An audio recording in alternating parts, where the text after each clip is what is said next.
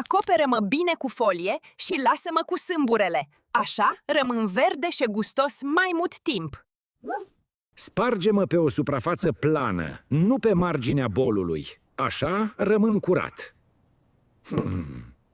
Ținem codița în folie și nu mă pune lângă fructe prea coapte. Așa rămân proaspătă mai mult timp.